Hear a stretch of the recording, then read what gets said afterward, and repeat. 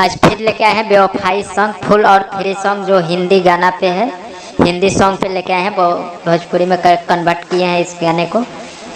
इस song पे है ओ फना रस आई तुझे ओ हर जाई, ओ फना रस आई तुझे ओ हर जाई। इसी सॉन्ग पे लेके आए हैं, फुल और फ्री सॉन्ग है, बेवफाई सॉन्ग। आइए सुनते हैं मुखड़ा कैसे है। इससे पहले हमारे चैनल पर नया है तो पहले चैनल को सब्सक्राइब कर दीजिए और अच्छा लगे तो गाना को लाइक करिए और कमेंट करके बताइए कैसा लगा गाना। चलिए सुनते हैं मुखड़ा। सनम हर जाई तू दिहलु जुदाई, सनम हर जाई तू दिहलु जुदाई। तोरे दिहलु भरम देख के चली गइलु गम, तोरे दिहलु भरम देख के चली गइलु गम। कोई से दिल के दर्दिया सहाई, सनम हर जाई तू दिहलु जुदाई, ए सनम हर जाई तू दिहलु जुदाई।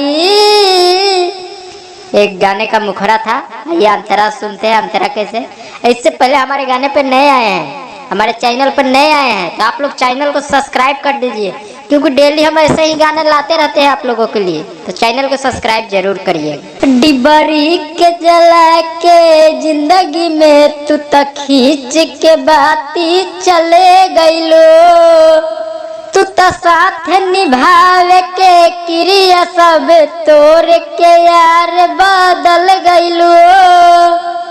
फुट गइल करम में अब कोरी का हम के ने जिंदगी के लेके जाए, सनम हर जाए तू दिहलु जुदाई, सनम हर जाए तू दिहलु जुदाई। ये पहला मुखड़ा था, इसमें 3 मुखड़ा है, तो आप लोग सुनते रहिए बैक टू बैक और इसी गाने पे रियाज करिएगा। अगर अच्छा लगे तो लाइक जरूर करिए और शेयर करिए अपने दोस्तों में इस गाने को। हर सांस रहेला मुश्किल में जब दिल टुकरन में बटे जाला, ओकर हो जाला उड़ल बेकार पतंग जब डोर से कटे जाला। खूब जी हसनम तोहरा बिन दम अब घुट घुट के लिहल जाई, सनम हर जाई तू दिहलु जुदाई, सनम हर जाई तू दिहलु जुदाई। अब आते हैं तीसरा अंतरा की ओर, यानी लास्ट अंतरा, जिसमें नाम आप लोग दे सकते हैं। और अच्छा लगा हो तो चैनल को सब्सक्राइब जरूर करिए, क्योंकि ऐसे ही हम डेली आप लोग के लिए बीच लाते रहेंगे गाने फुल और फ्री। आप लोग सुनते रहिए और गाते रहिए। चलिए मिलते हैं अब तीसरा अंतरा में।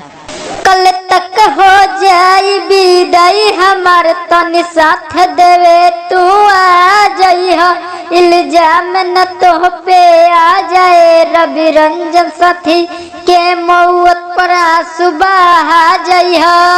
प्यार का हट सनम काहे मर गईनी हम तोह के समझ ना आई, सनम हर जाई तू दिहलु जुदाई, सनम हर जाई तू दिहलु जुदाई। ये लास्ट अंतरा था। और ऐसा ही फुल और फ्री गाना पाने के लिए हमारे चैनल को जरूर सब्सक्राइब करें और प्यार दुलार ऐसे ही देते रहे तो आगे भी गाने आपको फुल और फ्री देते रहेंगे। चलिए चलते हैं, फिर मिलेंगे अगला गाने में।